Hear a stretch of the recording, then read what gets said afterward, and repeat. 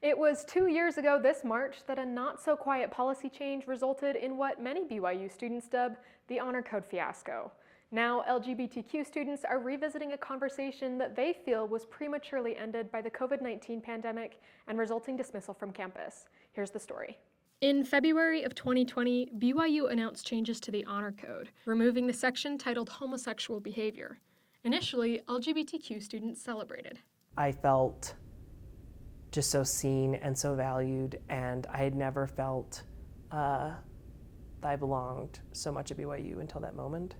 But just a few weeks later, the church education system published a letter claiming the changes to the Honor Code had been misinterpreted, and any homosexual romantic behavior was still prohibited, even if it wasn't expressly written. This wasn't like one rogue BYU officer or like one rogue student who told everyone this is how it is. This was like a giant communication breakdown between like the organization of the church and Brigham Young University. And then campus shut down as the coronavirus pandemic took over the news cycles and the world. So is the world on the verge of a global health emergency? For the LGBTQ students still hurting, the conversation came to an abrupt end. And I thought maybe if we can keep this momentum going, that we'll see some actual positive change here.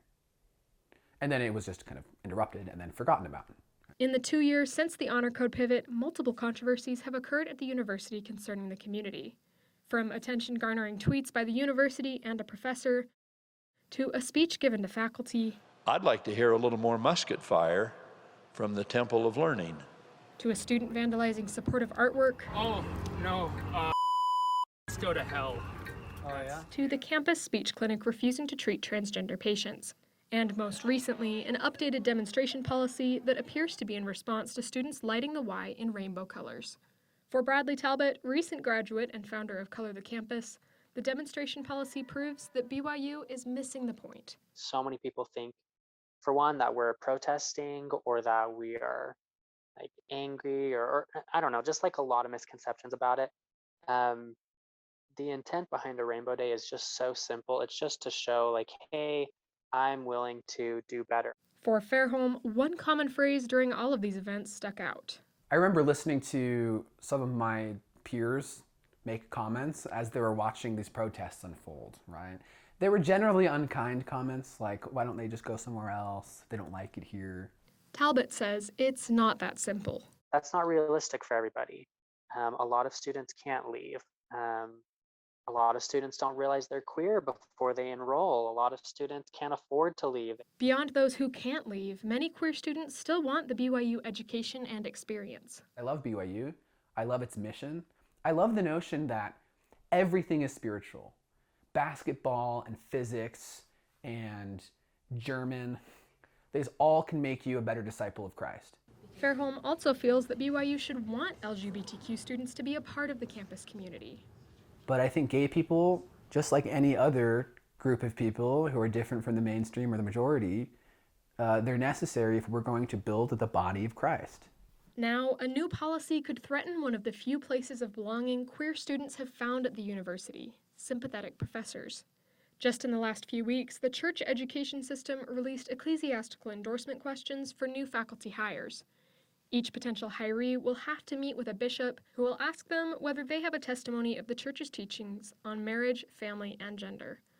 LGBTQ students fear that bishops will effectively remove from the hiring pool professors who would otherwise be offering queer students much-needed support. For Joey Shepard, a queer BYU graduate student, some professors made all the difference.